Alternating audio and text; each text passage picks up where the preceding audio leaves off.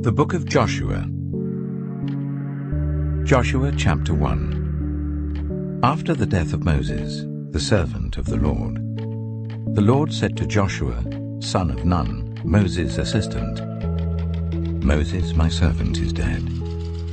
Now then, you and all these people, get ready to cross the river Jordan into the land I am about to give to them, to the Israelites. I will give you every place where you set your foot, as I promised Moses.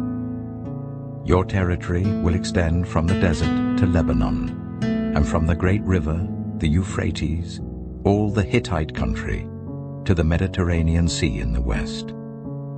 No one will be able to stand against you all the days of your life. As I was with Moses, so I will be with you. I will never leave you nor forsake you. Be strong and courageous, because you will lead these people to inherit the land I swore to their ancestors to give them. Be strong and very courageous. Be careful to obey all the law my servant Moses gave you. Do not turn from it to the right or to the left, that you may be successful wherever you go. Keep this book of the law always on your lips. Meditate on it day and night, so that you may be careful to do everything written in it. Then you will be prosperous and successful. Have I not commanded you? Be strong and courageous. Do not be afraid. Do not be discouraged. For the Lord your God will be with you wherever you go. So Joshua ordered the officers of the people, go through the camp and tell the people, get your provisions ready. 3 days from now you will cross the Jordan here to go in and take possession of the land the Lord your God is giving you for your own. But to the Reubenites, the Gadites, and the half-tribe of Manasseh, Joshua said, remember the command that Moses the servant of the Lord gave you after he said, the Lord your God will give you rest by giving you this land. Your wives, your children, and your livestock may stay in the land that Moses gave you east of the Jordan, but all your fighting men, ready for battle, must cross over ahead of your fellow Israelites. You are to help them until the Lord gives them rest, as he has done for you, and until they too have taken possession of the land that the Lord your God is giving them. After that, you may go back and occupy your own land, which Moses, the servant of the Lord, gave you east of the Jordan, towards the sunrise. Then they answered Joshua, whatever you have commanded us we will do, and wherever you send us we will go. Just as we fully obeyed Moses, so we will obey you.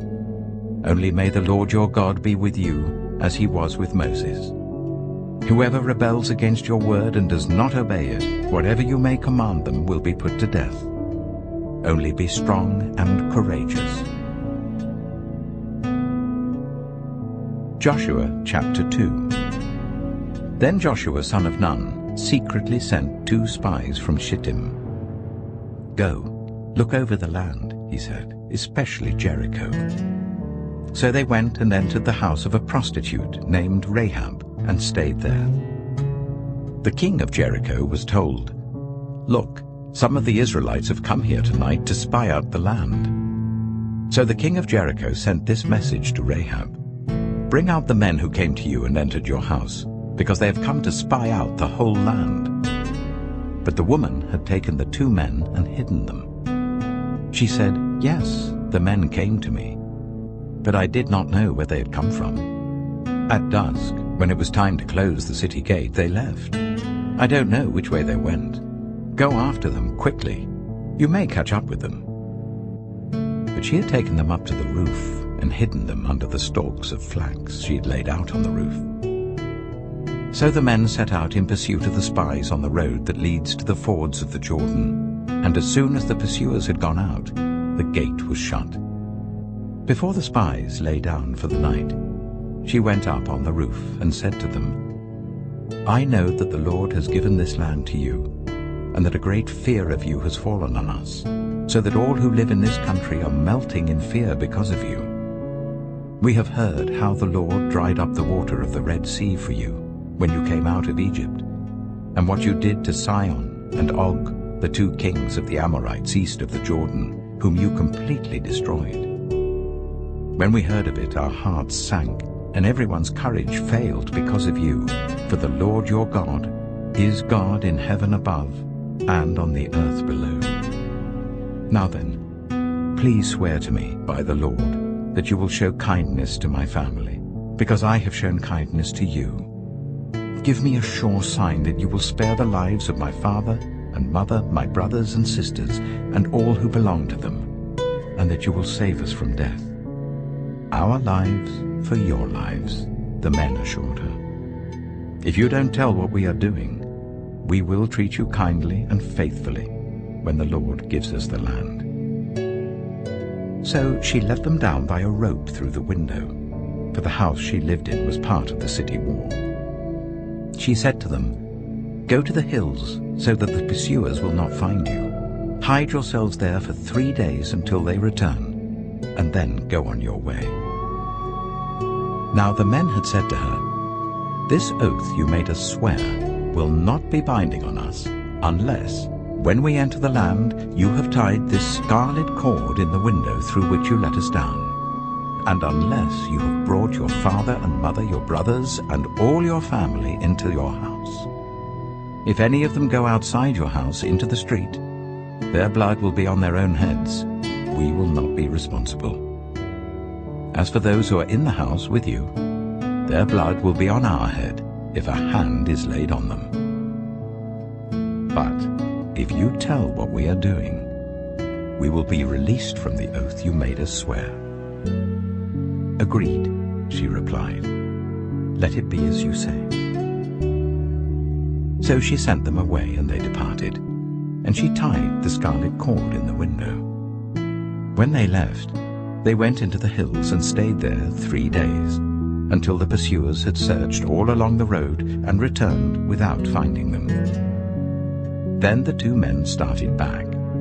They went down out of the hills, forded the river, and came to Joshua, son of Nun, and told him everything that had happened to them. They said to Joshua, "The Lord has surely given the whole land into our hands. All the people are melting in fear because of us." Joshua chapter 3. Early in the morning, Joshua and all the Israelites set out from Shittim and went to the Jordan, where they camped before crossing over. After 3 days, the officers went throughout the camp giving orders to the people. "When you see the Ark of the Covenant of the Lord your God and the Levitical priests carrying it, you are to move out from your positions and follow it. Then you will know which way to go, since you have never been this way before. But keep a distance of about 2,000 cubits between you and the ark.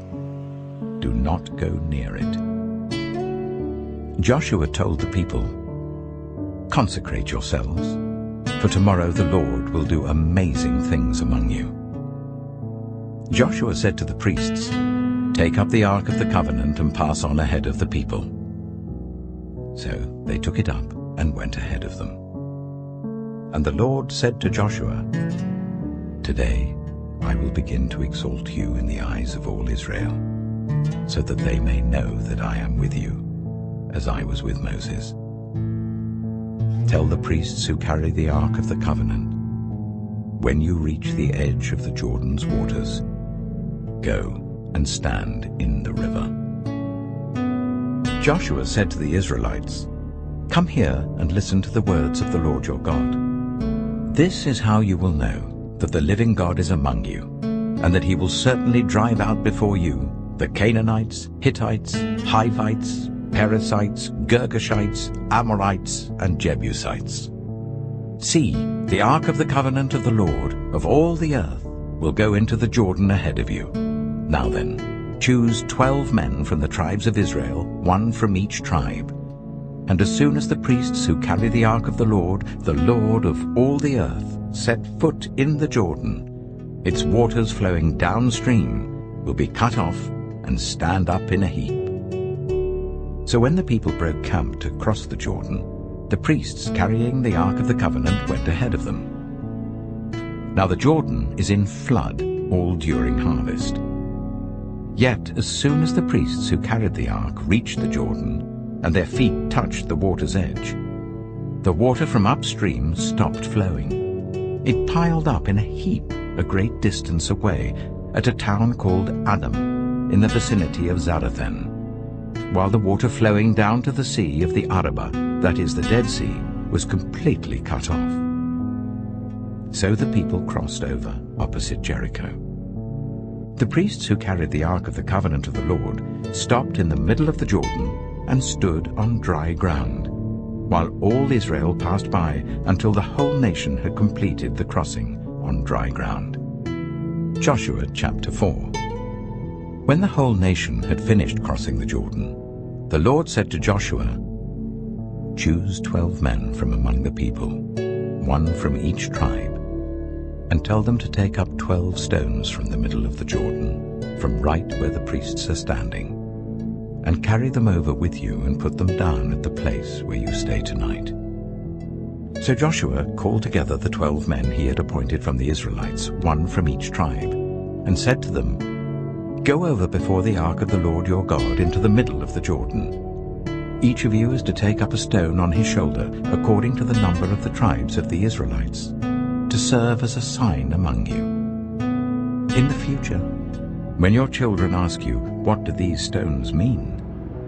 tell them that the flow of the Jordan was cut off before the Ark of the Covenant of the Lord. When it crossed the Jordan, the waters of the Jordan were cut off.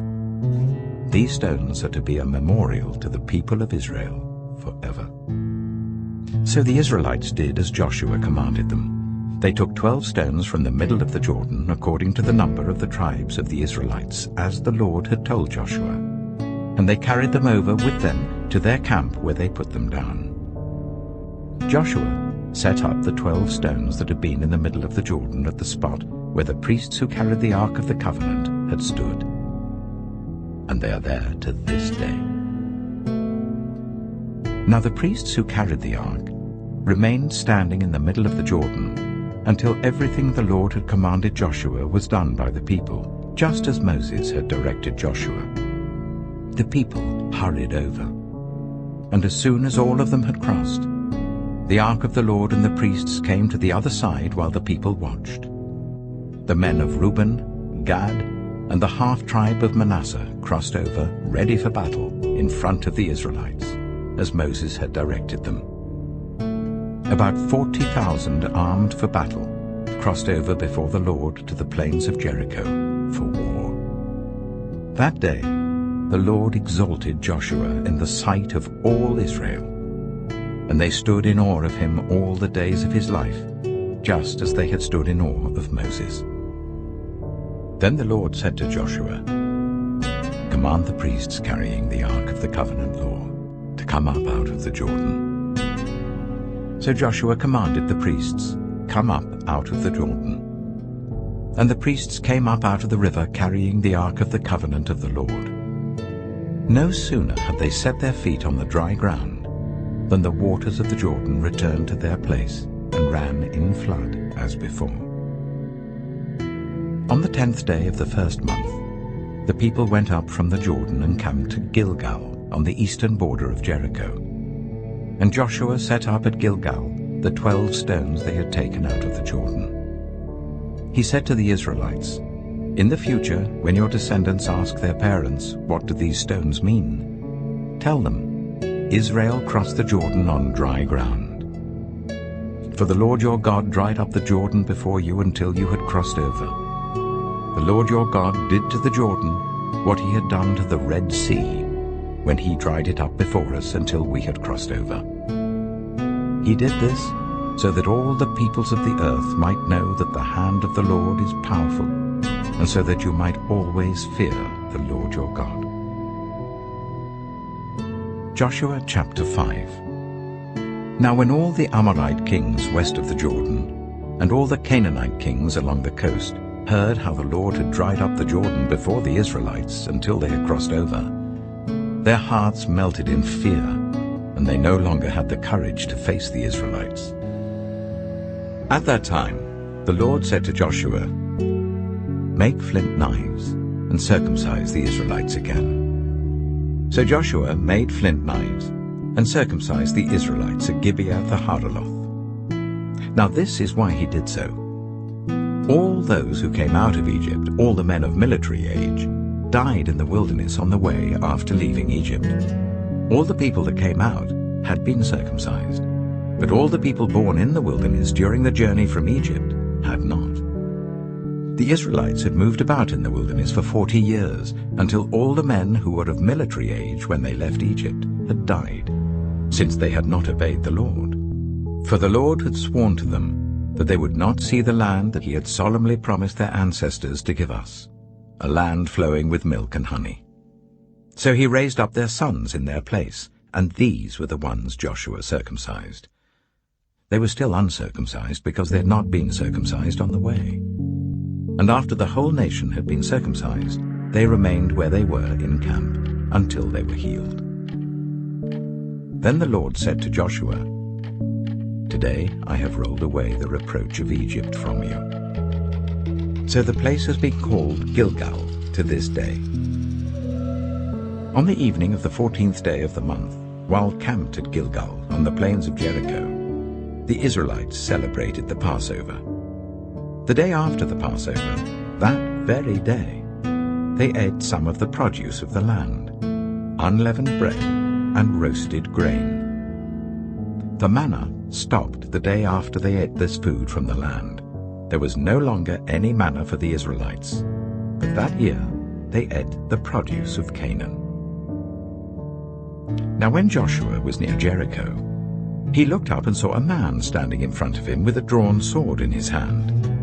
Joshua went up to him and asked, "Are you for us or for our enemies?" "Neither," he replied, "but as commander of the army of the Lord I have now come." Then Joshua fell face down to the ground in reverence and asked him, "What message does my Lord have for his servant?" The commander of the Lord's army replied, "Take off your sandals, for the place where you are standing is holy." And Joshua did so. Joshua chapter 6. Now the gates of Jericho were securely barred because of the Israelites. No one went out and no one came in. Then the Lord said to Joshua, "See, I have delivered Jericho into your hands along with its king and its fighting men. March round the city once with all the armed men. Do this for 6 days. Make 7 priests carry trumpets of ram's horns in front of the ark. On the 7th day, march round the city 7 times, with the priests blowing the trumpets. When you hear them sound a long blast on the trumpets, make the whole army give a loud shout. Then the wall of the city will collapse, and the army will go up, everyone straight in." So Joshua, son of Nun, called the priests and said to them, "Take up the ark of the covenant of the Lord and make 7 priests carry trumpets in front of it." And he ordered the army, "Advance, march round the city with an armed guard going ahead of the ark of the Lord."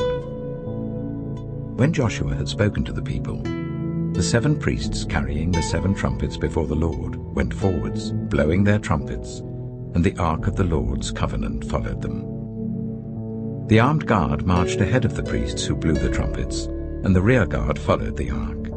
All this time the trumpets were sounding. But Joshua had commanded the army, "Do not give a war cry, do not raise your voices, do not say a word until the day I tell you to shout. Then shout." So he had the ark of the Lord carried round the city, circling it once. Then the army returned to camp and spent the night there. Joshua got up early the next morning, and the priests took up the ark of the Lord. The 7 priests carrying the 7 trumpets went forwards, marching before the ark of the Lord and blowing the trumpets. The armed men went ahead of them, and the rear guard followed the ark of the Lord while the trumpets kept sounding. So on the 2nd day they marched round the city once and returned to the camp. They did this for 6 days.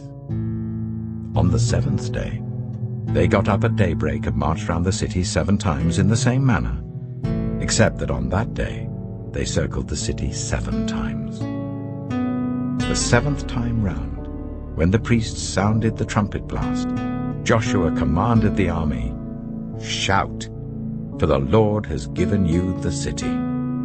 The city and all that is in it are to be devoted to the Lord. Only Rahab the prostitute and all who are with her in her house shall be spared, because she hid the spies we sent. But keep away from the devoted things, so that you will not bring about your own destruction by taking any of them. Otherwise you will make the camp of Israel liable to destruction and bring trouble on it.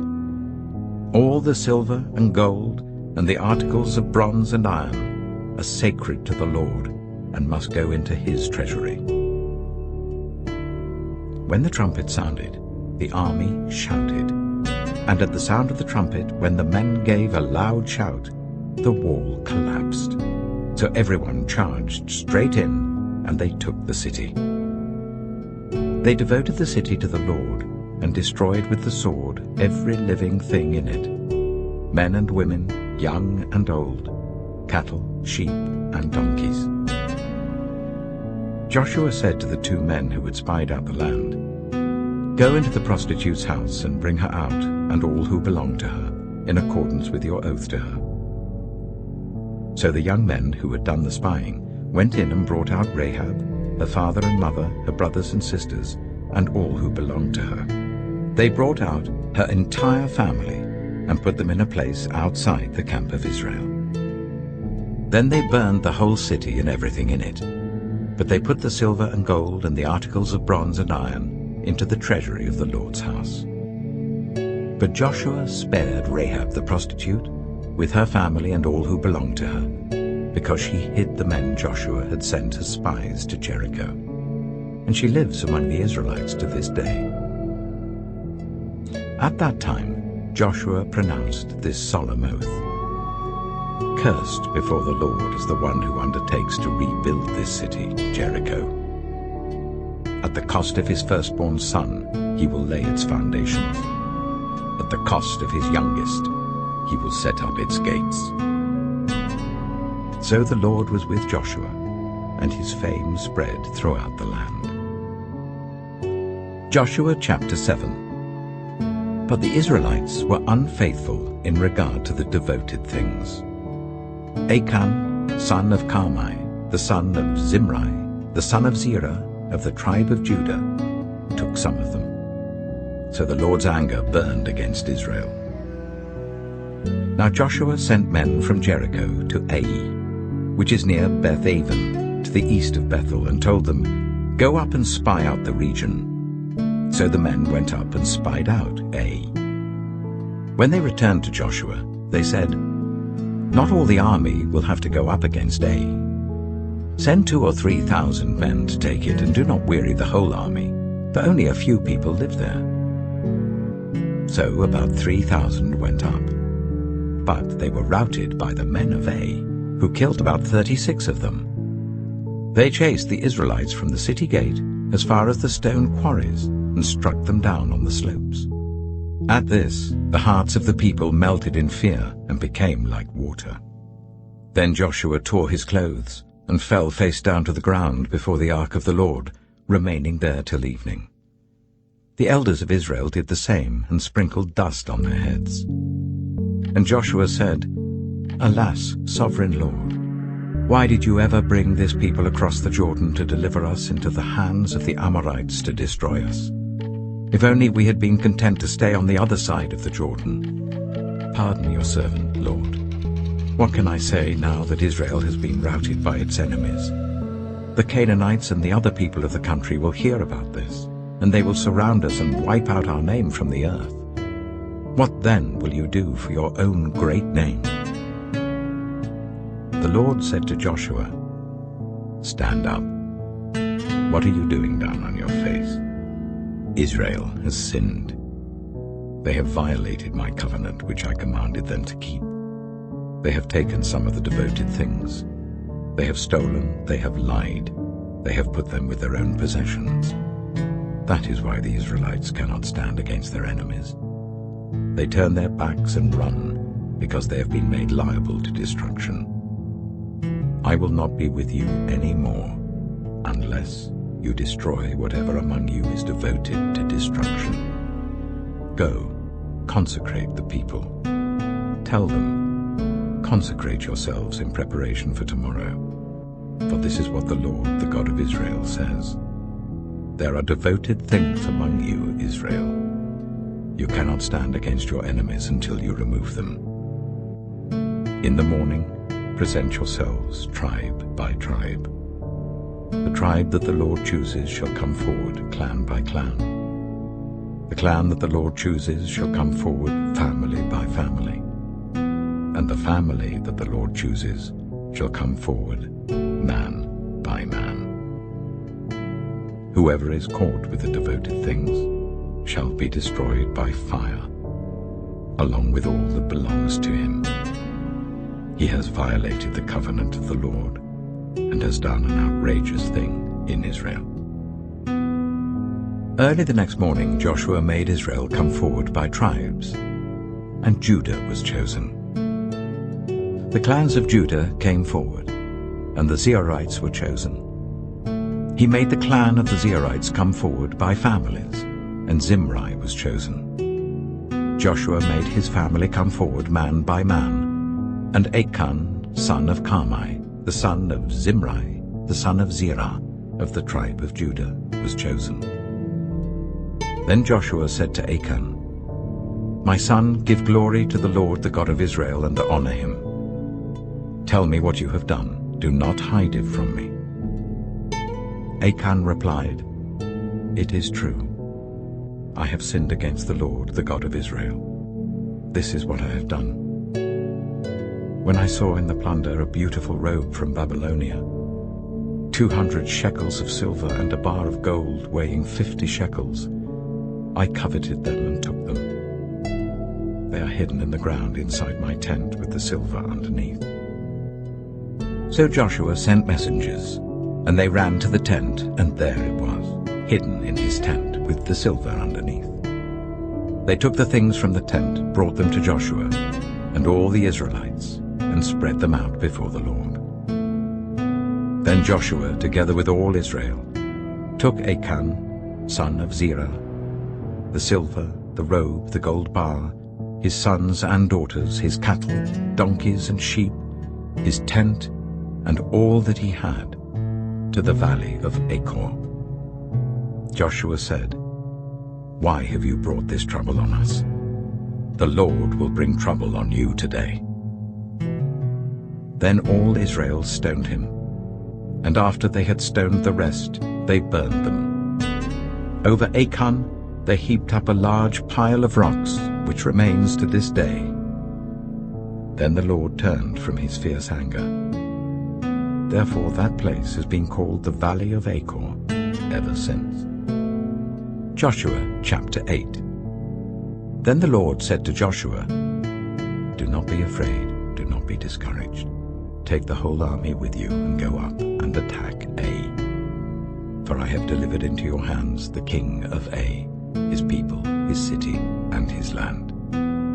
You shall do to Ai and its king as you did to Jericho and its king, except that you may carry off their plunder and livestock for yourselves. Set an ambush behind the city." So Joshua and the whole army moved out to attack Ai. He chose 30,000 of his best fighting men and sent them out at night, with these orders. Listen carefully. You are to set an ambush behind the city. Don't go very far from it. All of you be on the alert. I and all those with me will advance on the city, and when the men come out against us, as they did before, we will flee from them. They will pursue us until we have lured them away from the city, for they will say, "They are running away from us as they did before." So when we flee from them, you are to rise up from ambush and take the city. The Lord your God will give it into your hand. When you have taken the city, set it on fire. Do what the Lord has commanded. See to it. You have my orders. Then Joshua sent them off, and they went to the place of ambush and lay in wait between Bethel and Ai, to the west of Ai, but Joshua spent that night with the people. Early the next morning, Joshua mustered his army, and he and the leaders of Israel marched before them to Ai. The entire force that was with him marched up and approached the city and arrived in front of it. They set up camp north of Ai, with the valley between them and the city. Joshua had taken about 5,000 men and set them in ambush between Bethel and Ai to the west of the city.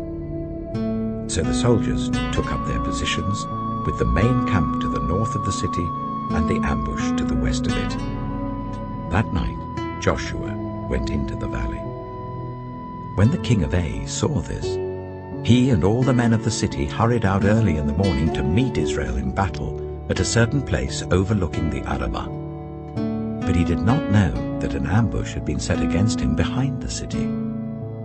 Joshua and all Israel let themselves be driven back before them, and they fled towards the wilderness. All the men of Ai were called to pursue them, and they pursued Joshua and were lured away from the city. Not a man remained in Ai or Bethel who did not go after Israel. They left the city open and went in pursuit of Israel. Then the Lord said to Joshua, "Hold out towards Ai the javelin that is in your hand, for into your hand I will deliver the city." So Joshua held out towards the city the javelin that was in his hand. As soon as he did this, the men in the ambush rose quickly from their position and rushed forward. They entered the city and captured it and quickly set it on fire. The men of Ai looked back and saw the smoke of the city rising up into the sky, but they had no chance to escape in any direction. The Israelites who had been fleeing towards the wilderness had turned back against their pursuers. For when Joshua and all Israel saw that the ambush had taken the city, and that smoke was going up from the city, they turned round and attacked the men of Ai. Those in the ambush also came out of the city against them, so that they were caught in the middle with Israelites on both sides. Israel cut them down, leaving them neither survivors nor fugitives. But they took the king of Ai alive and brought him to Joshua. When Israel had finished killing all the men of Ai in the fields and in the wilderness where they had chased them, and when every one of them had been put to the sword, all the Israelites returned to Ai and killed those who were in it. 12,000 men and women fell that day, all the people of Ai. For Joshua did not draw back the hand that held out his javelin until he had destroyed all who lived in Ai. But Israel did carry off for themselves the livestock and plunder of this city, as the Lord had instructed Joshua. So Joshua burned Ai and made it a permanent heap of ruins, a desolate place to this day. He impaled the body of the king of Ai on a pole and left it there until evening. At sunset, Joshua ordered them to take the body from the pole and throw it down at the entrance of the city gate. And they raised a large pile of rocks over it, which remains to this day. Then Joshua built on Mount Ebal an altar to the Lord, the God of Israel, as Moses the servant of the Lord had commanded the Israelites. He built it according to what is written in the book of the law of Moses, an altar of uncut stones, on which no iron tool had been used. On it they offered to the Lord burnt offerings and sacrificed fellowship offerings. There, in the presence of the Israelites, Joshua wrote on stones a copy of the law of Moses. All the Israelites, with their elders, officials, and judges, were standing on both sides of the Ark of the Covenant of the Lord, facing the Levitical priests who carried it. Both the foreigners living among them and the native-born were there. Half of the people stood in front of Mount Gerizim, and half of them in front of Mount Ebal, as Moses the servant of the Lord had formerly commanded, when he gave instructions to bless the people of Israel. Afterwards Joshua read all the words of the law, the blessings and the curses, just as it is written in the book of the law. There was not a word of all that Moses had commanded that Joshua did not read to the whole assembly of Israel, including the women and children and the foreigners who lived among them. Joshua chapter 9. Now when all the kings west of the Jordan heard about these things, the kings in the hill country, in the western foothills, and along the entire coast of the Mediterranean Sea as far as Lebanon, the kings of the Hittites, Amorites, Canaanites, Perizzites, Hivites, and Jebusites, they came together to wage war against Joshua and Israel. However, when the people of Gibeon heard what Joshua had done to Jericho and Ai, they resorted to a ruse. They went as a delegation whose donkeys were loaded with worn-out sacks and old wineskins, cracked and mended. They put worn and patched sandals on their feet and wore old clothes.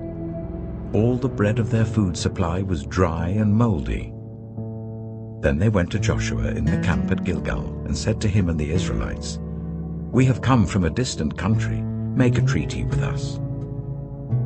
The Israelites said to the Hivites, "But perhaps you live near us, so how can we make a treaty with you?" "Well, we are your servants," they said to Joshua. But Joshua asked, "Who are you, and where do you come from?" They answered, "Your servants have come from a very distant country because of the fame of the Lord your God. For we have heard reports of him, all that he did in Egypt, and all that he did to the 2 kings of the Amorites east of the Jordan, Sihon, king of Heshbon, and Og, king of Bashan, who reigned in Ashtaroth. And our elders and all those living in our country said to us, 'Take provisions for your journey, go and meet them and say to them, "We are your servants, make a treaty with us." This bread of ours was warm when we packed it at home on the day we left to come to you. But now see how dry and moldy it is. And these wineskins that we filled were new, but see how cracked they are. And our clothes and sandals are worn out by the very long journey." The Israelites sampled their provisions, but did not inquire of the Lord. Then Joshua made a treaty of peace with them to let them live, and the leaders of the assembly ratified it by oath. 3 days after they made the treaty with the Gibeonites, the Israelites heard that they were neighbors, living near them. So the Israelites set out, and on the 3rd day came to their cities, Gibeon, Kephirah, Beeroth, and Kiriath-Jearim. But the Israelites did not attack them, because the leaders of the assembly had sworn an oath to them by the Lord, the God of Israel. The whole assembly grumbled against the leaders, but all the leaders answered, "We have given them our oath by the Lord, the God of Israel, and we cannot touch them now. This is what we will do to them. We will let them live, so that God's wrath will not fall on us for breaking the oath we swore to them." They continued, "Let them live, but let them be woodcutters and water carriers in the service of the whole assembly." So the leaders' promise to them was kept. Then Joshua summoned the Gibeonites and said, "Why did you deceive us by saying, 'We live a long way from you,' while actually you live near us? You are now under a curse. You will never be released from service as woodcutters and water carriers for the house of my God." They answered Joshua, "Your servants were clearly told how the Lord your God had commanded his servant Moses to give you the whole land and to wipe out all its inhabitants from before you. So we feared for our lives because of you, and that is why we did this. We are now in your hands. Do to us whatever seems good and right to you." So Joshua saved them from the Israelites, and they did not kill them. That day he made the Gibeonites woodcutters and water carriers for the assembly, to provide for the needs of the altar of the Lord at the place the Lord would choose. And that is what they are to this day. Joshua chapter 10. Now Adonai-Zedek, king of Jerusalem, heard that Joshua had taken Ai and totally destroyed it, doing to Ai and its king as he had done to Jericho and its king, and that the people of Gibeon had made a treaty of peace with Israel and had become their allies. He and his people were very much alarmed at this, because Gibeon was an important city, like one of the royal cities. It was larger than Ai, and all its men were good fighters. So Adonai-Zedek, king of Jerusalem, appealed to Hoham, king of Hebron, Piram, king of Jarmuth, Japhiah, king of Lachish, and Debir, king of Eglon. "Come up and help me attack Gibeon," he said. because it has made peace with Joshua and the Israelites. Then the 5 kings of the Amorites, the kings of Jerusalem, Hebron, Jarmuth, Lachish, and Eglon, joined forces. They moved up with all their troops and took up positions against Gibeon and attacked it. The Gibeonites then sent word to Joshua in the camp at Gilgal, "Do not abandon your servants. Come up to us quickly and save us. Help us, because all the Amorite kings from the hill country have joined forces against us." So Joshua marched up from Gilgal with his entire army, including all the best fighting men. The Lord said to Joshua, "Do not be afraid of them. I have given them into your hand. Not one of them will be able to withstand you." After an all-night march from Gilgal, Joshua took them by surprise. The Lord threw them into confusion before Israel.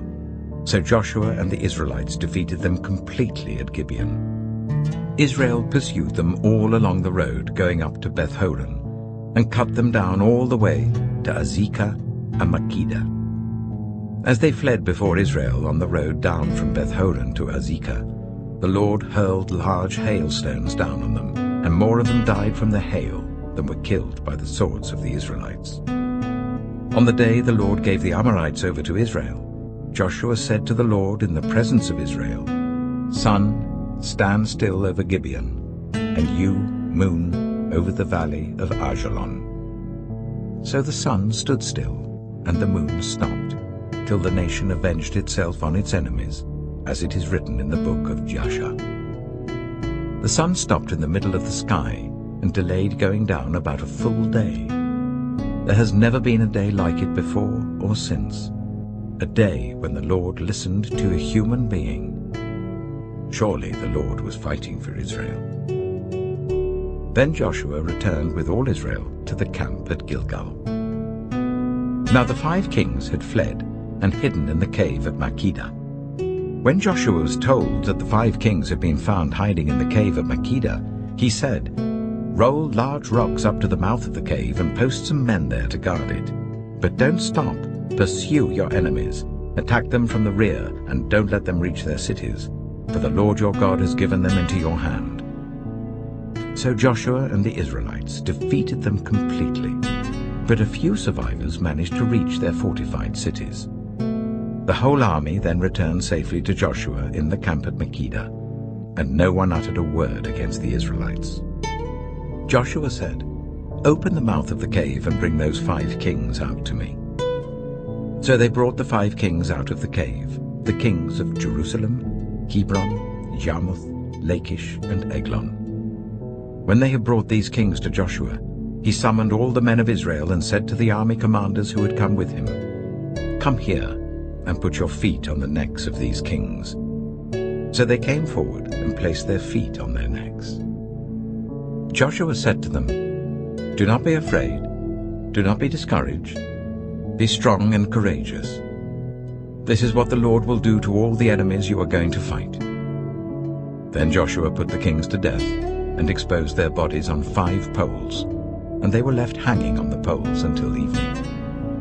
At sunset, Joshua gave the order, and they took them down from the poles and threw them into the cave where they had been hiding. At the mouth of the cave, they placed large rocks, which are there to this day. That day, Joshua took Makkedah.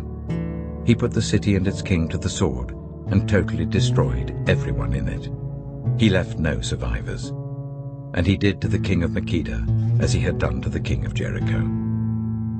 Then Joshua and all Israel with him moved on from Makkedah to Libnah and attacked it. The Lord also gave that city and its king into Israel's hand. The city and everyone in it Joshua put to the sword. He left no survivors there. And he did to its king as he had done to the king of Jericho. Then Joshua and all Israel with him moved on from Libnah to Lachish. He took up positions against it and attacked it. The Lord gave Lachish into Israel's hands, and Joshua took it on the 2nd day. The city and everyone in it he put to the sword, just as he had done to Libnah. Meanwhile, Horam, king of Gezer, had come up to help Lachish, but Joshua defeated him and his army until no survivors were left. Then Joshua and all Israel with him moved on from Lachish to Eglon. They took up positions against it and attacked it. They captured it that same day and put it to the sword and totally destroyed everyone in it, just as they had done to Lachish.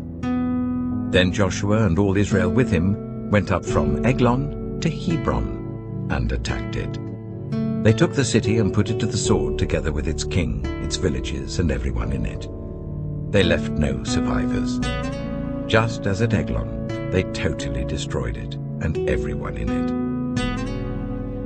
Then Joshua and all Israel with him turned round and attacked Debir. They took the city, its king, and its villages and put them to the sword. Everyone in it they totally destroyed. They left no survivors. They did to Debir and its king as they had done to Libnah and its king and to Hebron. So Joshua subdued the whole region, including the hill country, the Negev, the western foothills, and the mountain slopes together with all their kings. He left no survivors. He totally destroyed all who breathed, just as the Lord, the God of Israel, had commanded. Joshua subdued them from Kadesh Barnea to Gaza, and from the whole region of Goshen to Gibeon. All these kings and their lands Joshua conquered in one campaign, because the Lord, the God of Israel, fought for Israel. Then Joshua returned with all Israel to the camp at Gilgal. Joshua chapter 11. When Jabin, king of Hazor, heard of this, he sent word to Jobab, king of Madon, to the kings of Shimron and Akshaph, and to the northern kings who were in the mountains in the Arabah south of Kinnereth, in the western foothills, and in Naphoth Dor on the west, to the Canaanites in the east and west, to the Amorites, Hittites, Perizzites, and Jebusites in the hill country, and to the Hivites below Hermon in the region of Mizpah. They came out with all their troops, and a large number of horses and chariots, a huge army, as numerous as the sand on the seashore. All these kings joined forces and made camp together at the waters of Merom to fight against Israel. The Lord said to Joshua, "Do not be afraid of them, because by this time tomorrow I will hand all of them slain over to Israel. You are to hamstring their horses and burn their chariots." So Joshua and his whole army came against them suddenly at the waters of Merom and attacked them, and the Lord gave them into the hand of Israel.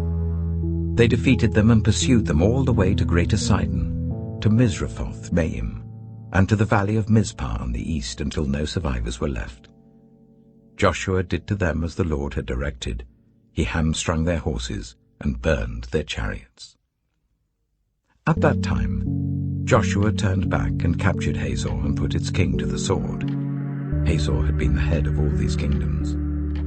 Everyone in it they put to the sword. They totally destroyed them, not sparing anyone that breathed. And he burned Hazor itself.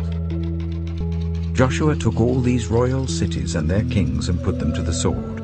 He totally destroyed them, as Moses, the servant of the Lord, had commanded. Yet Israel did not burn any of the cities built on their mounds, except Hazor, which Joshua burned. The Israelites carried off for themselves all the plunder and livestock of these cities, but all the people they put to the sword, until they completely destroyed them, not sparing anyone that breathed. As the Lord commanded his servant Moses, so Moses commanded Joshua, and Joshua did it. He left nothing undone of all that the Lord commanded Moses.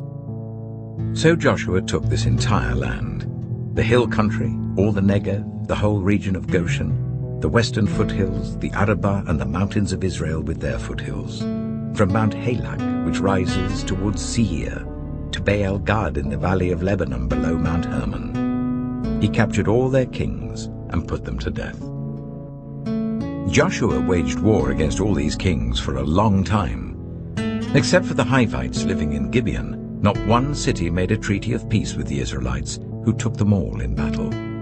For it was the Lord himself who hardened their hearts to wage war against Israel, so that he might destroy them totally, exterminating them without mercy, as the Lord had commanded Moses.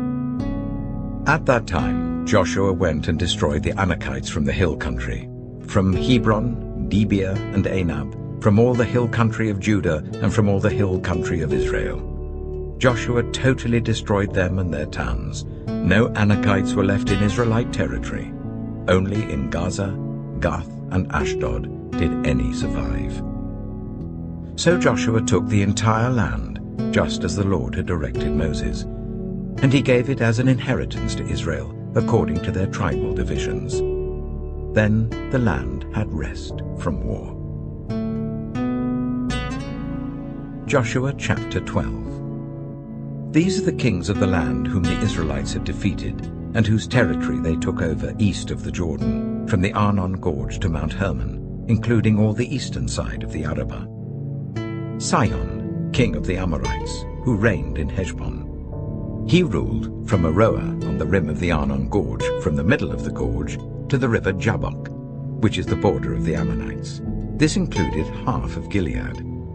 He also ruled over the eastern Arabah, from the Sea of Galilee to the Sea of Arabah, that is the Dead Sea, to Beth Jeshimoth, and then southward below the slopes of Pisgah. And the territory of Og, king of Bashan, one of the last of the Rephaites, who reigned in Ashtaroth and Edrei. He ruled over Mount Hermon, Salakah, all of Bashan, to the border of the people of Geshur and Maacah, and half of Gilead to the border of Sihon, king of Heshbon. Moses, the servant of the Lord, and the Israelites conquered them. And Moses, the servant of the Lord, gave their land to the Reubenites, the Gadites, and the half-tribe of Manasseh, to be their possession. Here is a list of the kings of the land that Joshua and the Israelites conquered on the west side of the Jordan, from Baal-Gad in the valley of Lebanon to Mount Halak, which rises towards Seir. Joshua gave their lands as an inheritance to the tribes of Israel according to their tribal divisions.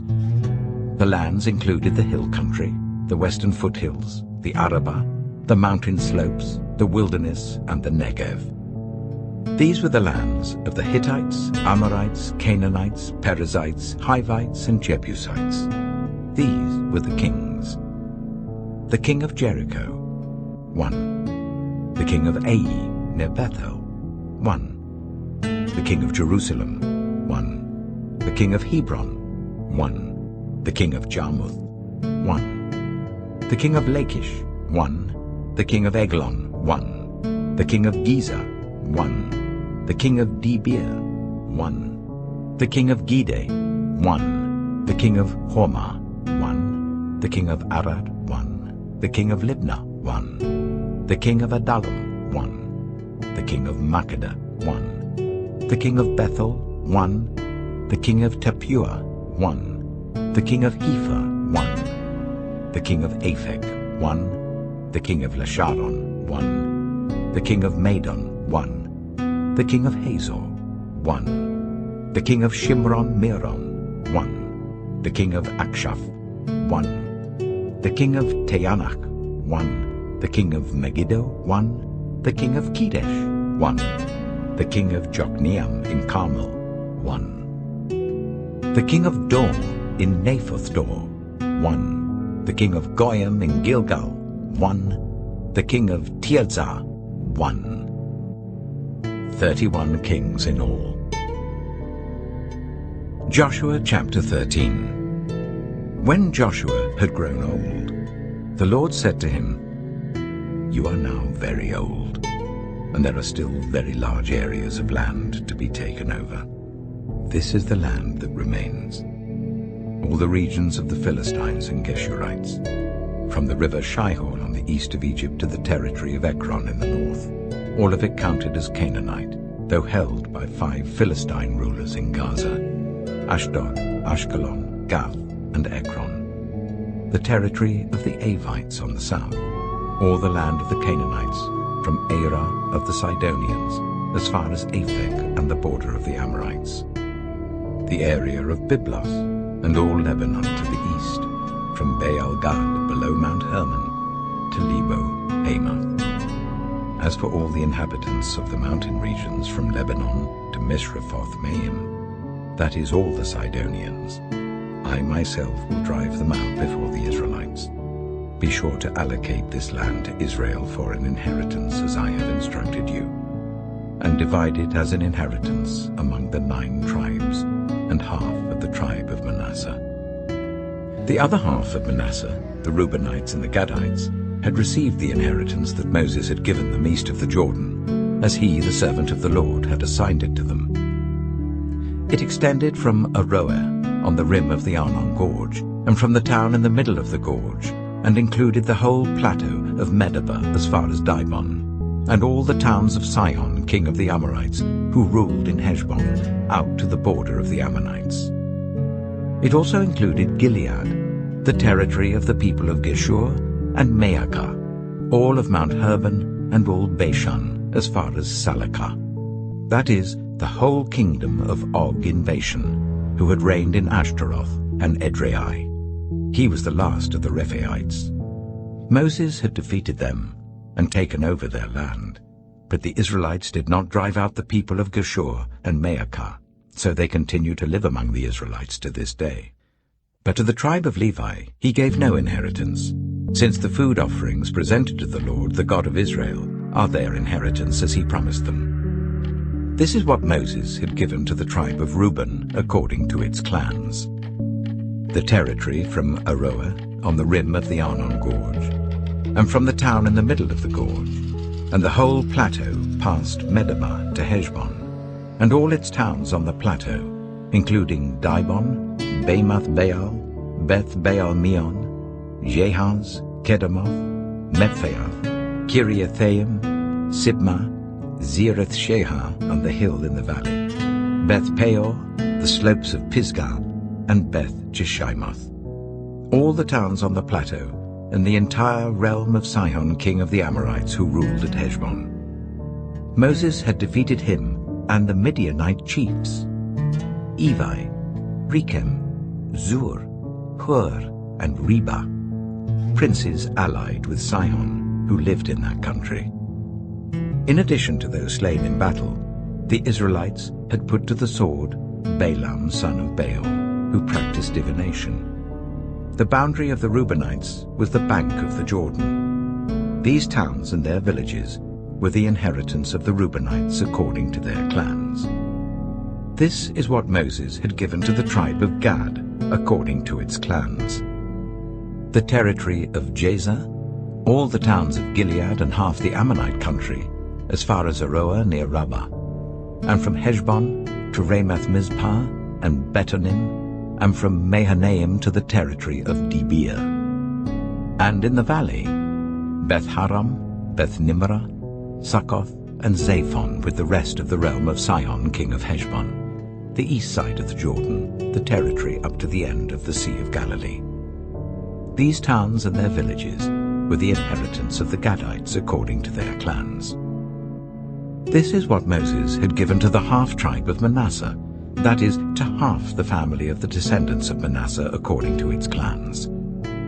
The territory extending from Mahanaim and including all of Bashan, the entire realm of Og, king of Bashan, all the settlements of Jair in Bashan, 60 towns, half of Gilead and Ashtaroth and Edrei, the royal cities of Og in Bashan.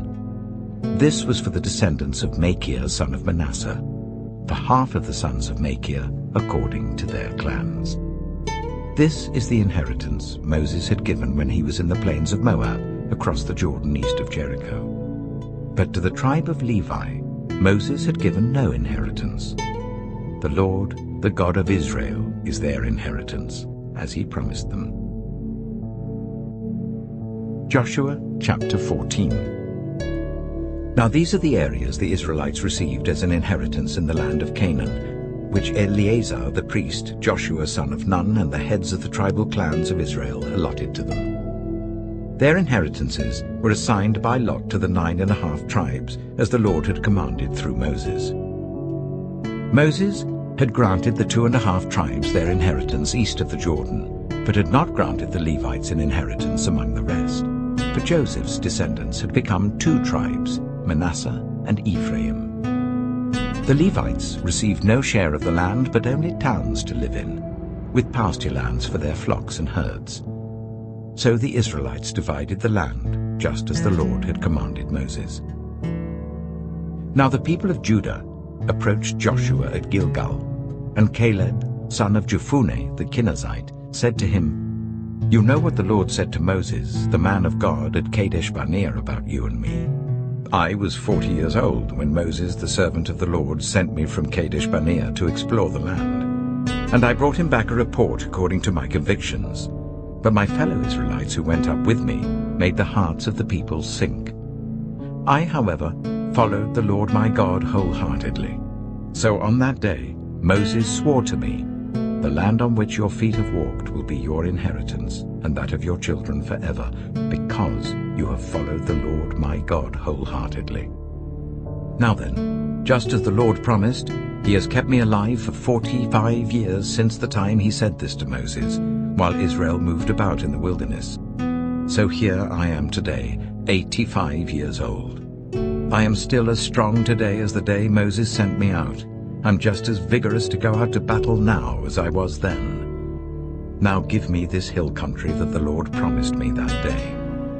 You yourself heard then that the Anakites were there, and their cities were large and fortified.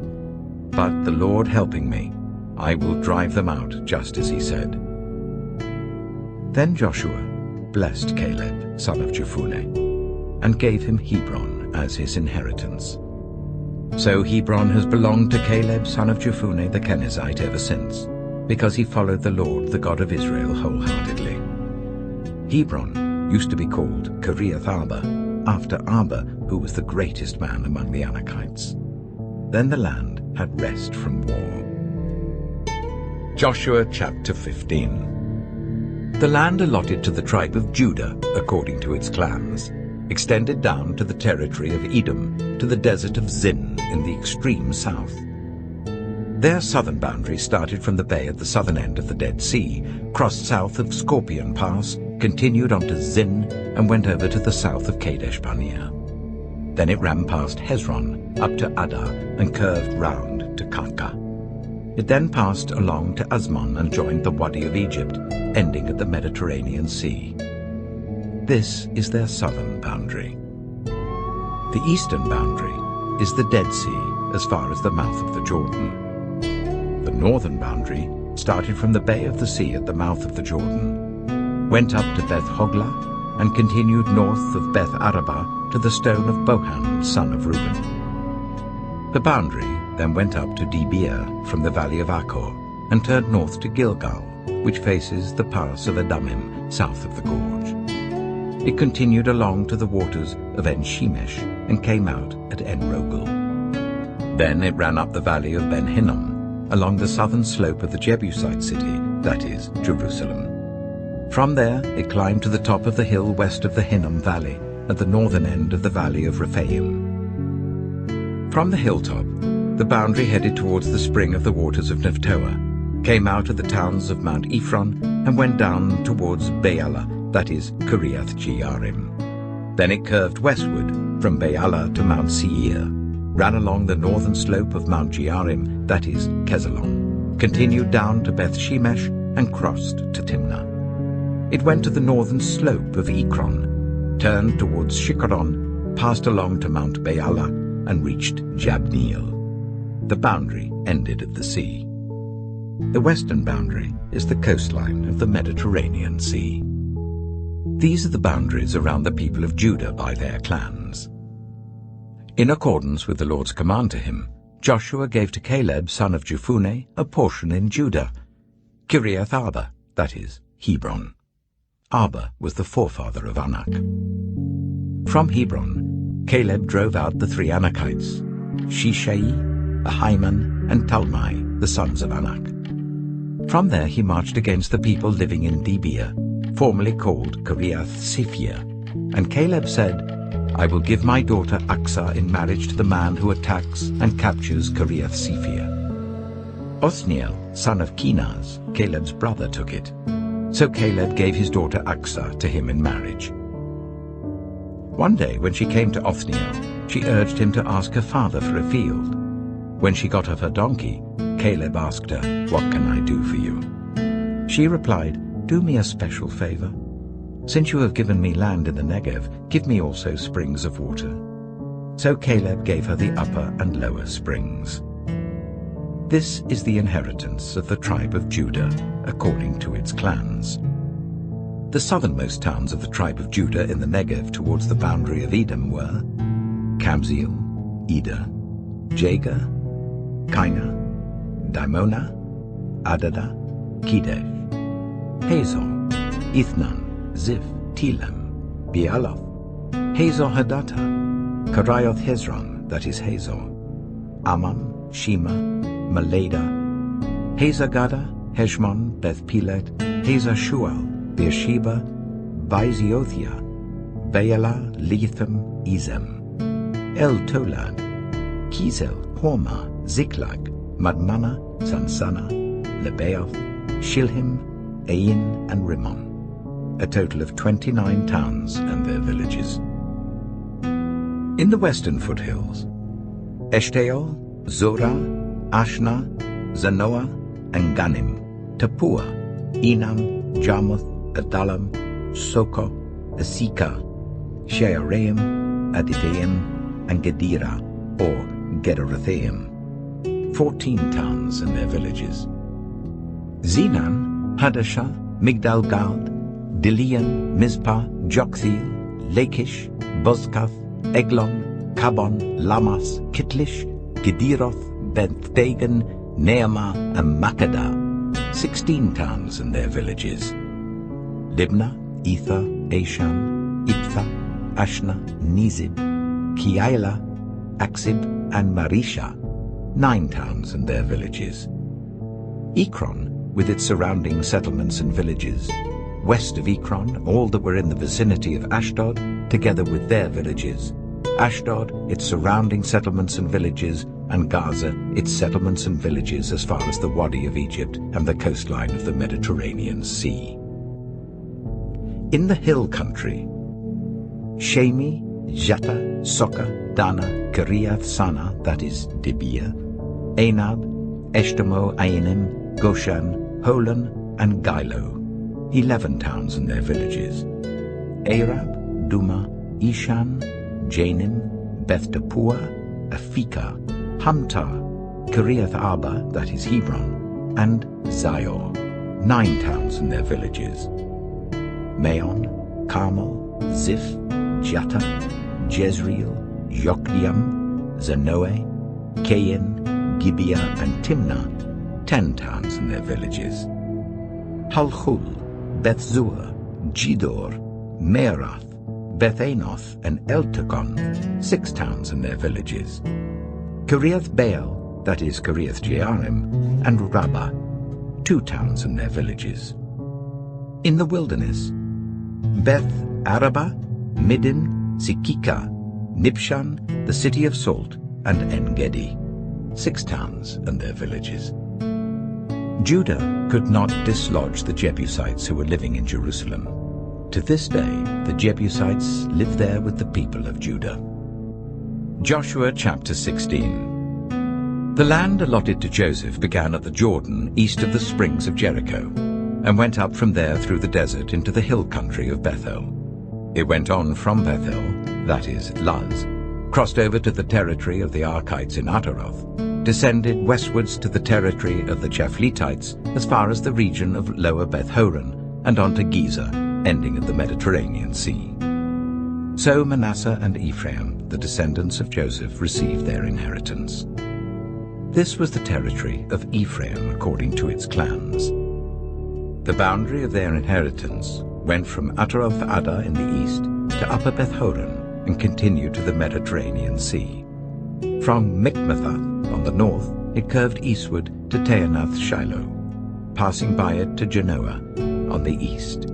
Then it went down from Genoa to Ataroth and Nearah, touched Jericho, and came out of the Jordan. From Tapua, the border went west to the Keah ravine and ended at the Mediterranean Sea.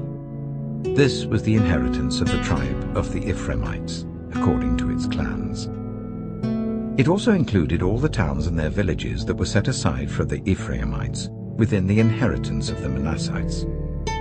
They did not dislodge the Canaanites living in Gezer. To this day, the Canaanites live among the people of Ephraim, but are required to do forced labor. Joshua chapter 17. This was the land allotted to the tribe of Manasseh as Joseph's firstborn, that is, for Machir, Manasseh's firstborn. Machir was the ancestor of the Gileadites, who had received Gilead and Bashan because the Machirites were great soldiers. So this land was allotted to the rest of the people of Manasseh. The clans of Abiezer, Helek, Asriel, Shechem, Hepher, and Shemaiah. These are the other male descendants of Manasseh, son of Joseph by their clans. Now Zelophehad, son of Hepher, the son of Gilead, the son of Machir, the son of Manasseh, had no sons but only daughters, whose names were Mahlah, Noah, Hoglah, Milcah, and Tirzah. They went to Eleazar the priest, Joshua son of Nun, and the leaders, and said, "The Lord commanded Moses to give us an inheritance amongst our relatives." So Joshua gave them an inheritance along with the brothers of their father, according to the Lord's command. Manasseh's share consisted of 10 tracts of land, besides Gilead and Bashan east of the Jordan, because the daughters of the tribe of Manasseh received an inheritance among the sons. The land of Gilead belonged to the rest of the descendants of Manasseh. The territory of Manasseh extended from Asher to Michmethath east of Shechem. The boundary ran southward from there to include the people living at En-Tappuah. Manasseh had the land of Tappuah, but Tappuah itself on the boundary of Manasseh belonged to the Ephraimites. Then the boundary continued south to the Cana ravine. There were towns belonging to Ephraim lying among the towns of Manasseh, but the boundary of Manasseh was the northern side of the ravine and ended at the Mediterranean Sea. On the south, the land belonged to Ephraim, on the north to Manasseh. The territory of Manasseh reached the Mediterranean Sea and bordered Asher on the north and Issachar on the east. Within Issachar and Asher, Manasseh also had Beth-shan, Ibleam, and the people of Dor, Endor, Taanach, and Megiddo, together with their surrounding settlements. The third in the list is Naphoth. Yet the Manassites were not able to occupy these towns, for the Canaanites were determined to live in that region. However, when the Israelites grew stronger, they subjected the Canaanites to forced labor, but did not drive them out completely. The people of Joseph said to Joshua, "Why have you allotted us only one portion of land and one share for an inheritance? We are a numerous people, and the Lord has blessed us abundantly." "If you are so numerous," Joshua answered, "and if the hill country of Ephraim is too small for you, go up into the forest and clear land for yourselves, there in the land of the Perizzites and Rephaites." The people of Joseph replied, "The hill country is not enough for us, and all the Canaanites who live in the plain have chariots fitted with iron, both those in Beth-shan and its settlements and those in the valley of Jezreel." But Joshua said to the tribes of Joseph, to Ephraim and Manasseh, "You are numerous and very powerful. You will have not only one portion of land allotted to you, but the forested hill country as well. Clear it, and its farthest limits will be yours. Though the Canaanites have chariots fitted with iron, and though they are strong, you can drive them out." Joshua chapter 18. The whole assembly of the Israelites gathered at Shiloh and set up the tent of meeting there. The country was brought under their control, but there were still 7 Israelite tribes who had not yet received their inheritance. So Joshua said to the Israelites, "How long will you wait before you begin to take possession of the land that the Lord, the God of your ancestors, has given you? Appoint 3 men from each tribe. I will send them out to make a survey of the land and to write a description of it according to the inheritance of each. Then they will return to me. You are to divide the land into 7 parts. Judah is to remain in its territory on the south, and the tribes of Joseph in their territory on the north. After you have written descriptions of the 7 parts of the land, bring them here to me, and I will cast lots for you in the presence of the Lord our God." The Levites, however, do not get a portion among you, because the priestly service of the Lord is their inheritance. And Gad, Reuben, and the half-tribe of Manasseh have already received their inheritance on the east side of the Jordan. Moses, the servant of the Lord, gave it to them. As the men started on their way to map out the land, Joshua instructed them, "Go and make a survey of the land and write a description of it. Then return to me, and I will cast lots for you here at Shiloh in the presence of the Lord." So the men left and went through the land. They wrote its description on a scroll, town by town, in 7 parts, and returned to Joshua in the camp at Shiloh. Joshua then cast lots for them in Shiloh in the presence of the Lord, and there he distributed the land to the Israelites according to their tribal divisions. The first lot came up for the tribe of Benjamin according to its clans. Their allotted territory lay between the tribes of Judah and Joseph. On the north side, their boundary began at the Jordan, passed the northern slope of Jericho, and headed west into the hill country, coming out at the wilderness of Beth-aven.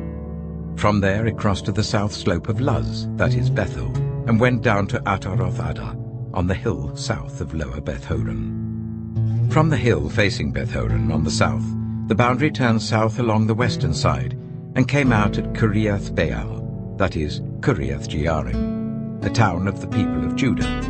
This was the western side.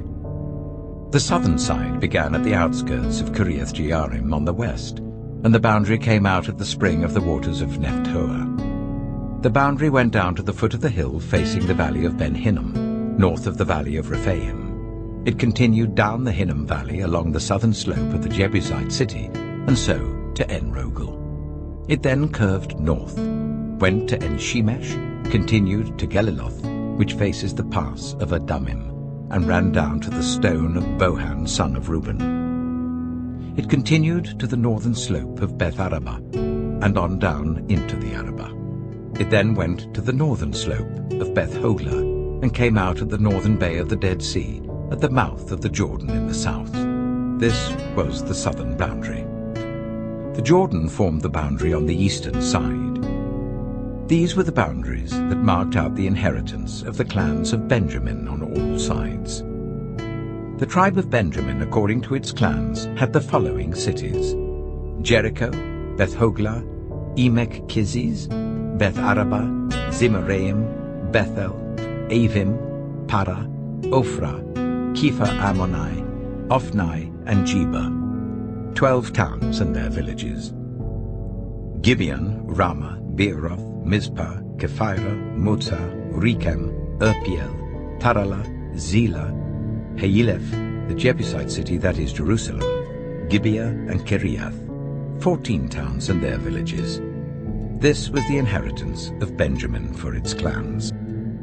Joshua chapter 19. The second lot came out for the tribe of Simeon according to its clans. Their inheritance lay within the territory of Judah.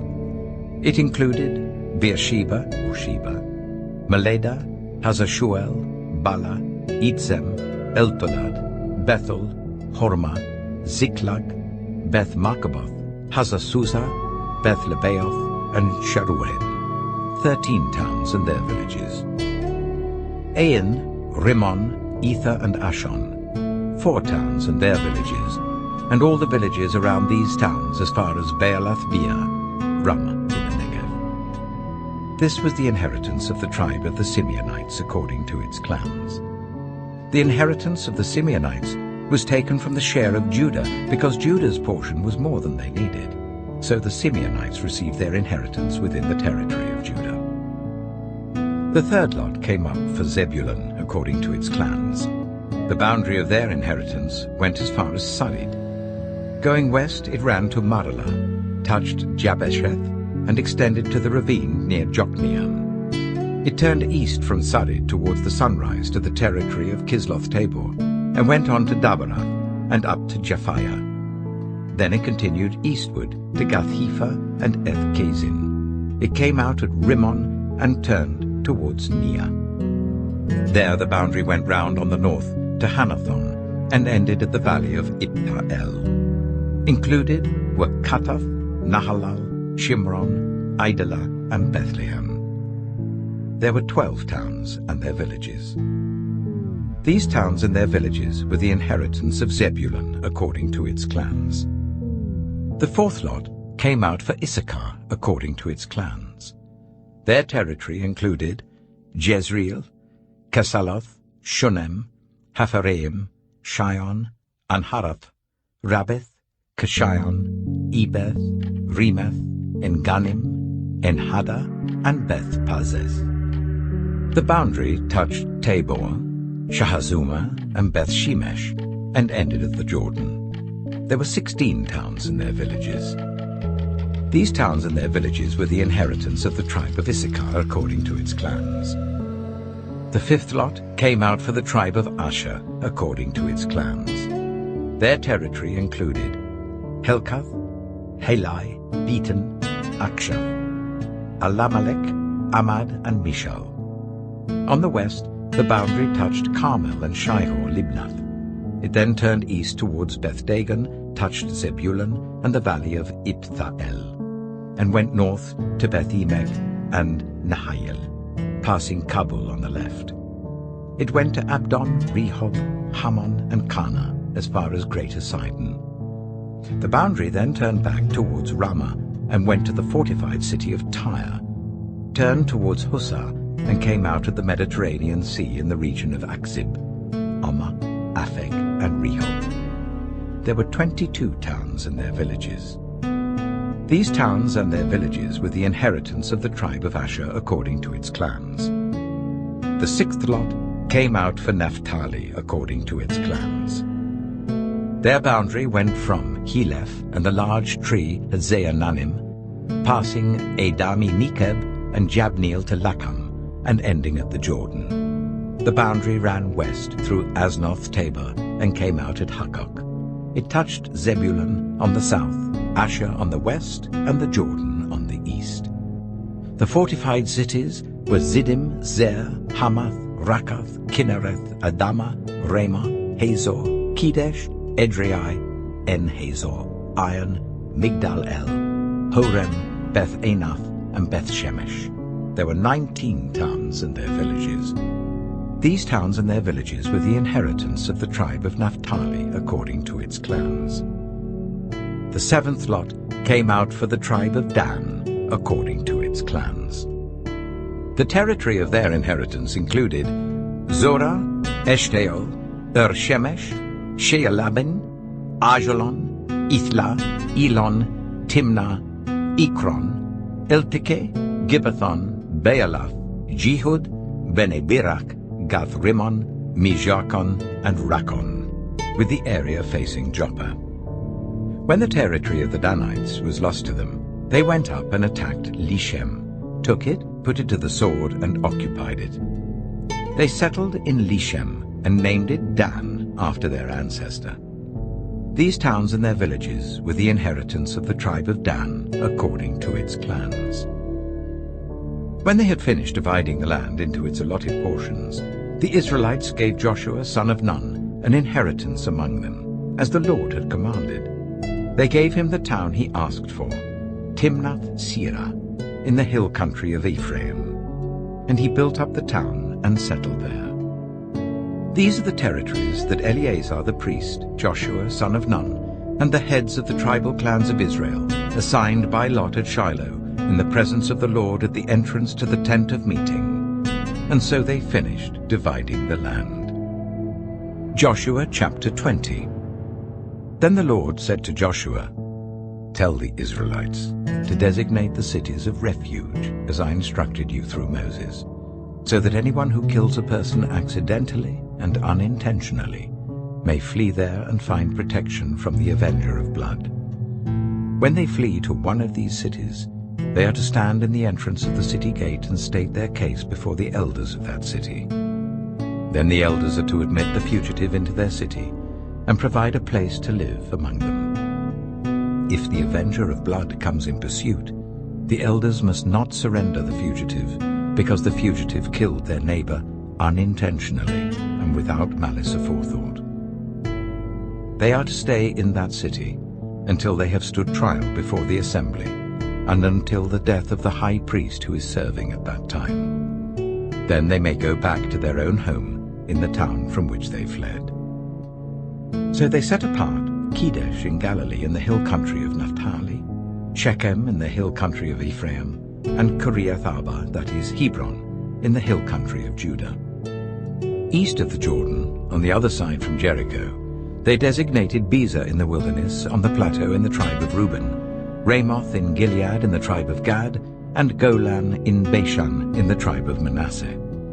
Any of the Israelites or any foreigner residing among them who killed someone accidentally could flee to these designated cities and not be killed by the avenger of blood prior to standing trial before the assembly. Joshua chapter 21. Now the family heads of the Levites approached Eleazar the priest, Joshua son of Nun, and the heads of the other tribal families of Israel at Shiloh in Canaan, and said to them, "The Lord commanded through Moses that you give us towns to live in with pasture lands for our livestock." So, as the Lord had commanded, the Israelites gave the Levites the following towns and pasture lands out of their own inheritance. The first lot came out for the Kohathites according to their clans.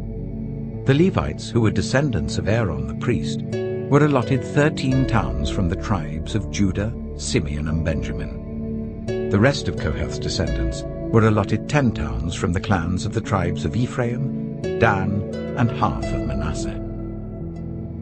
The descendants of Gershon were allotted 13 towns from the clans of the tribes of Issachar, Asher, Naphtali, and the half-tribe of Manasseh in Bashan.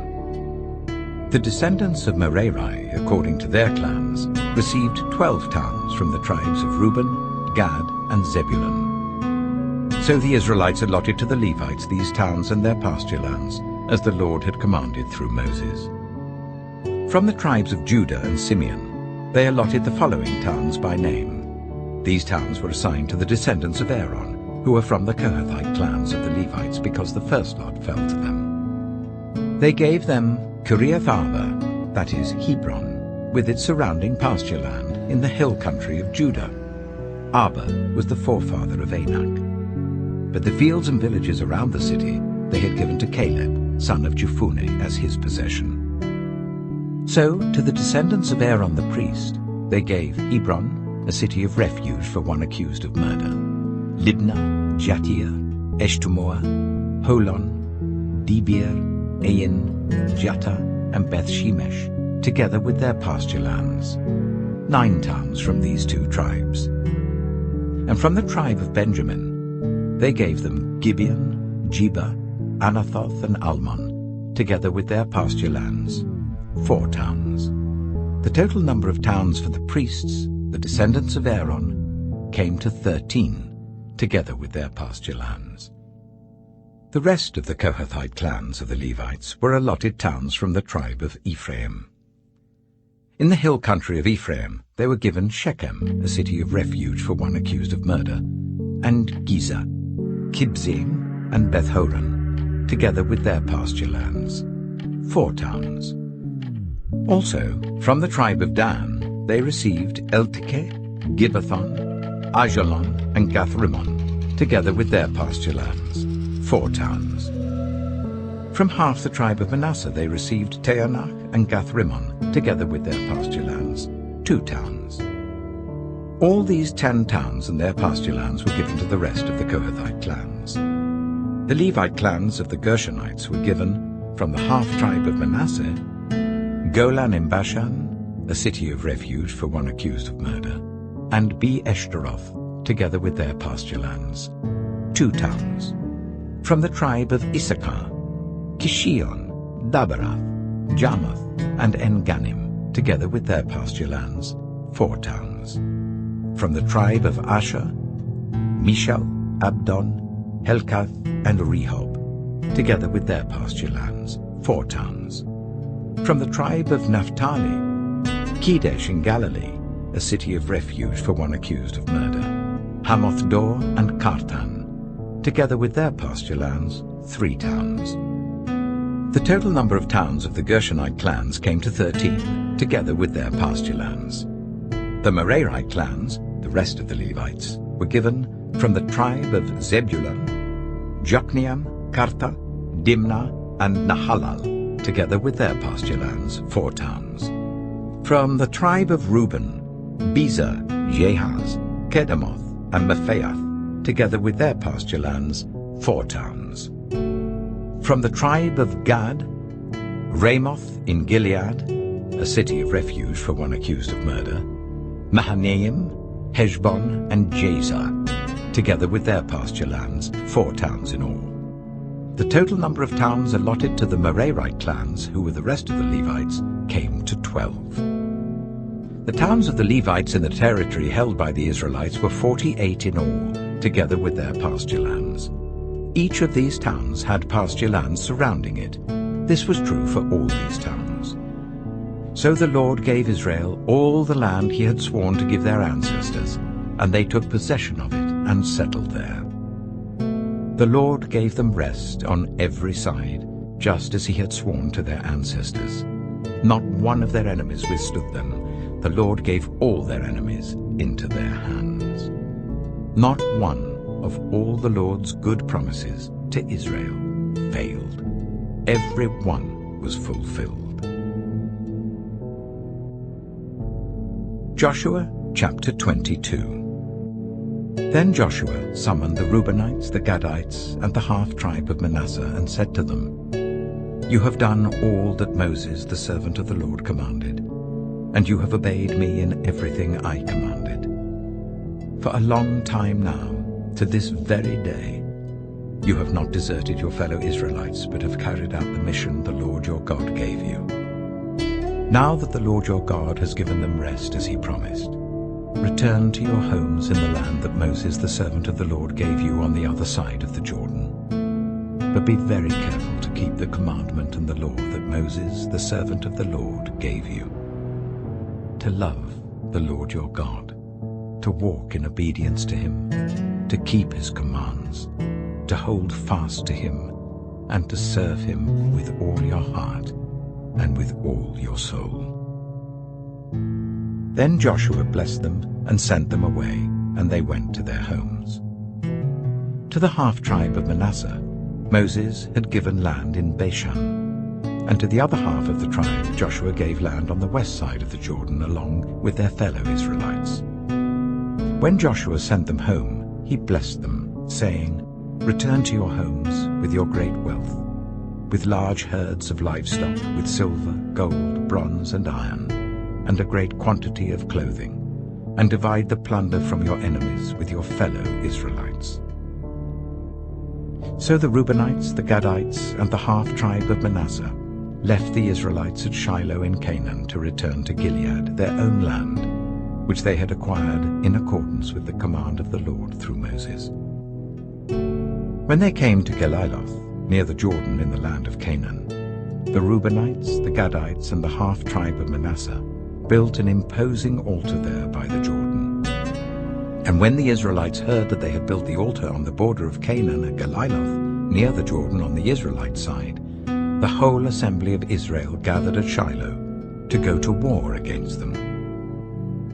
So the Israelites sent Phinehas, son of Eleazar the priest, to the land of Gilead, to Reuben, Gad, and the half-tribe of Manasseh. With him they sent 10 of the chief men, one from each of the tribes of Israel, each the head of a family division among the Israelite clans. When they went to Gilead, to Reuben, Gad, and the half-tribe of Manasseh, they said to them, "The whole assembly of the Lord says, 'How could you break faith with the God of Israel like this? How could you turn away from the Lord and build yourselves an altar in rebellion against him now? Was not the sin of Peor enough for us? Up to this very day we have not cleansed ourselves from that sin, even though a plague fell on the community of the Lord. And are you now turning away from the Lord? If you rebel against the Lord today, tomorrow he will be angry with the whole community of Israel. If the land you possess is defiled, come over to the Lord's land, where the Lord's tabernacle stands, and share the land with us. But do not rebel against the Lord or against us by building an altar for yourselves, other than the altar of the Lord our God." When Achan, son of Zerah, was unfaithful in regard to the devoted things, did not wrath come on the whole community of Israel? He was not the only one who died for his sin. Then Reuben, Gad, and the half-tribe of Manasseh replied to the heads of the clans of Israel, "The mighty one, God the Lord, the mighty one, God the Lord, He knows. And let Israel know. If this has been in rebellion or disobedience to the Lord, do not spare us this day. If we have built our own altar to turn away from the Lord and to offer burnt offerings and grain offerings, or to sacrifice fellowship offerings on it, may the Lord Himself call us to account.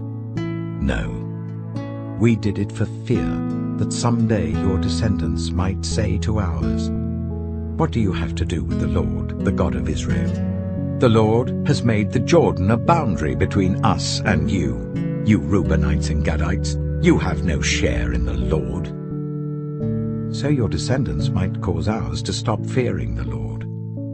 That is why we said, "Let us get ready and build an altar," but not for burnt offerings or sacrifices. On the contrary, it is to be a witness between us and you and the generations that follow, that we will worship the Lord at His sanctuary with our burnt offerings, sacrifices, and fellowship offerings. Then in the future, your descendants will not be able to say to ours, "You have no share in the Lord." And we said, if they ever say this to us, or to our descendants, we will answer, "Look at the replica of the Lord's altar, which our ancestors built, not for burnt offerings and sacrifices, but as a witness between us and you." Far be it from us to rebel against the Lord and turn away from Him today by building an altar for burnt offerings, grain offerings, and sacrifices, other than the altar of the Lord our God that stands before His tabernacle. When Phinehas, the priest, and the leaders of the community, the heads of the clans of the Israelites, heard what Reuben, Gad, and Manasseh had to say, they were pleased.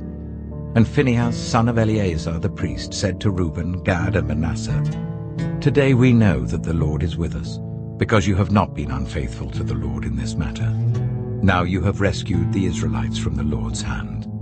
Then Phinehas, son of Eleazar the priest, and the leaders returned to Canaan from their meeting with the Reubenites and Gadites in Gilead, and reported to the Israelites.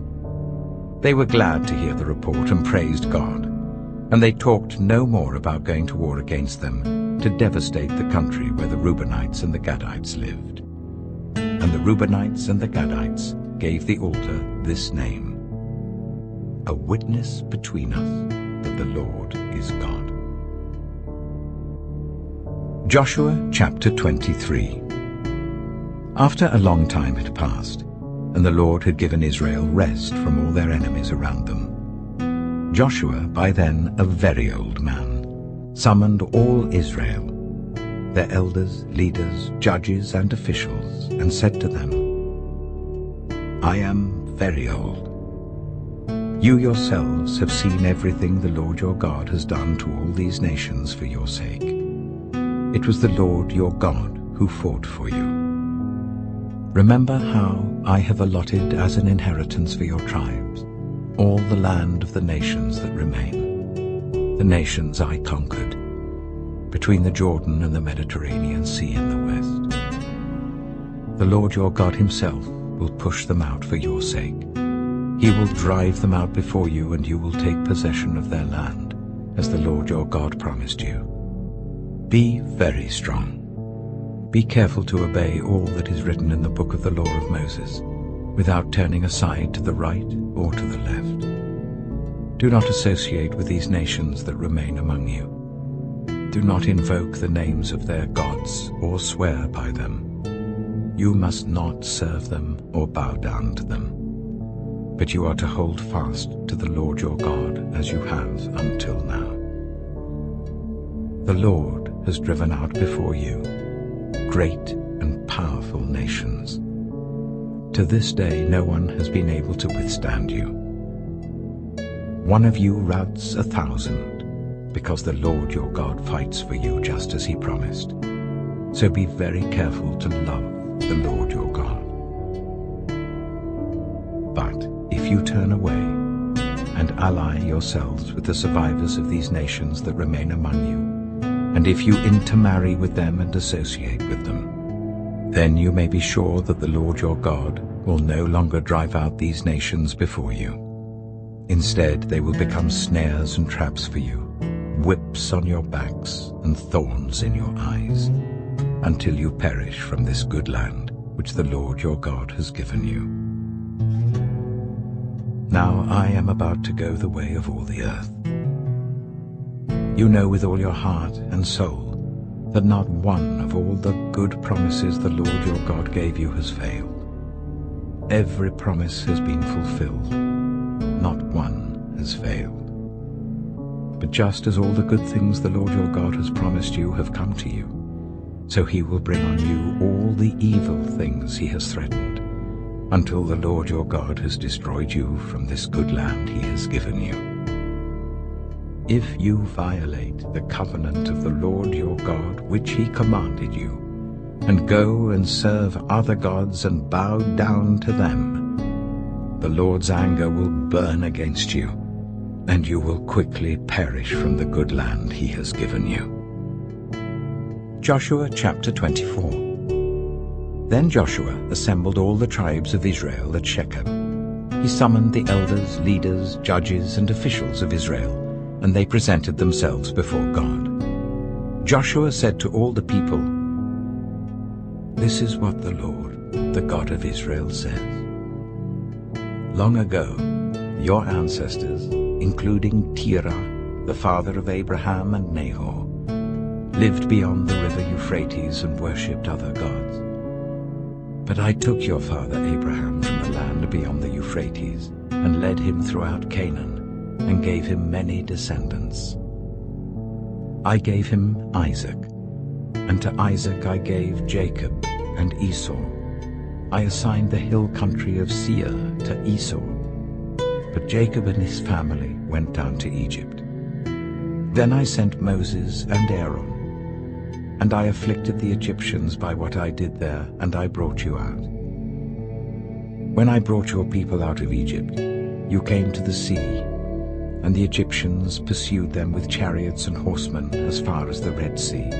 But they cried to the Lord for help, and he put darkness between you and the Egyptians. He brought the sea over them and covered them. You saw with your own eyes what I did to the Egyptians. Then you lived in the wilderness for a long time. I brought you to the land of the Amorites who lived east of the Jordan. They fought against you, but I gave them into your hand. I destroyed them from before you, and you took possession of their land. When Balak, son of Zippor, the king of Moab, prepared to fight against Israel, he sent for Balaam, son of Beor, to put a curse on you. But I would not listen to Balaam, so he blessed you again and again, and I delivered you out of his hand. Then you crossed the Jordan and came to Jericho. The citizens of Jericho fought against you, as did also the Amorites, Perizzites, Canaanites, Hittites, Girgashites, Hivites, and Jebusites. But I gave them into your hands. I sent the hornet ahead of you, which drove them out before you, also the 2 Amorite kings. You did not do it with your own sword and bow. So I gave you a land on which you did not toil, and cities you did not build, and you live in them and eat from vineyards and olive groves that you did not plant. Now fear the Lord and serve him with all faithfulness.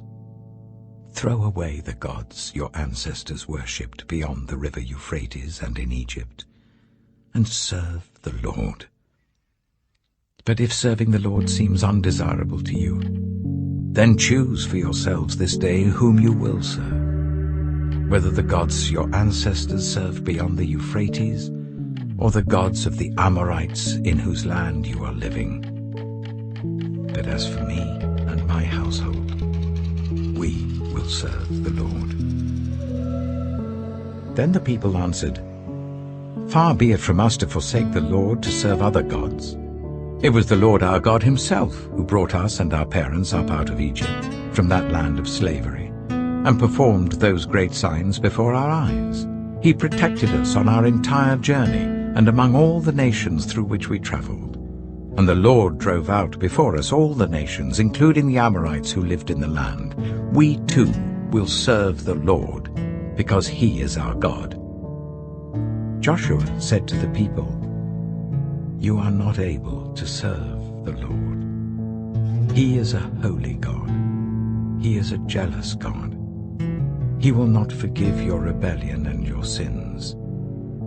If you forsake the Lord and serve foreign gods, he will turn and bring disaster on you and make an end of you, after he has been good to you." But the people said to Joshua, "No, we will serve the Lord." Then Joshua said, "You are witnesses against yourselves that you have chosen to serve the Lord." "Yes, we are witnesses," they replied. "Now then," said Joshua, "throw away the foreign gods that are among you, and yield your hearts to the Lord, the God of Israel." And the people said to Joshua, "We will serve the Lord our God and obey him." On that day, Joshua made a covenant for the people, and there at Shechem he reaffirmed for them decrees and laws. And Joshua recorded these things in the book of the law of God. Then he took a large stone and set it up there under the oak near the holy place of the Lord. "See," he said to all the people, "this stone will be a witness against us. It has heard all the words the Lord has said to us. It will be a witness against you if you are untrue to your God." Then Joshua dismissed the people, each to their own inheritance. After these things, Joshua, son of Nun, the servant of the Lord, died at the age of 110. And they buried him in the land of his inheritance, at Timnath-Serah, in the hill country of Ephraim, north of Mount Gaash. Israel served the Lord throughout the lifetime of Joshua and of the elders who outlived him and who had experienced everything the Lord had done for Israel. And Joseph's bones, which the Israelites had brought up from Egypt, were buried at Shechem in the tract of land that Jacob bought for 100 pieces of silver from the sons of Hamor, the father of Shechem. This became the inheritance of Joseph's descendants. And Eleazar, son of Aaron, died and was buried at Gibeah, which had been allotted to his son Phinehas in the hill country of Ephraim.